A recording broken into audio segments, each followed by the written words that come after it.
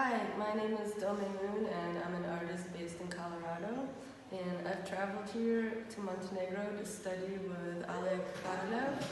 And it's been an amazing experience at the Visionary Art Seminar. It's definitely blown my expectations. I have progressed a lot. We studied the traditional painting methods like alla prima and the Venetian method. And I do feel like it has empowered me to create the visions that I want.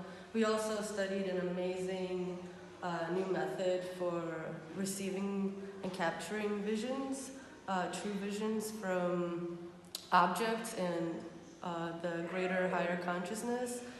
So I definitely feel like I have a lot more new tools to create my work. Another thing that I'm really excited about is that our education is actually just beginning here. He taught us how to study from the masters at museums, which is something I've always wanted to do but never really quite understood how. So I do feel really empowered to continue my education, and I would highly recommend this seminar to any artist who takes themselves seriously, because it has been the best learning experience I've ever had. Hope to see you here.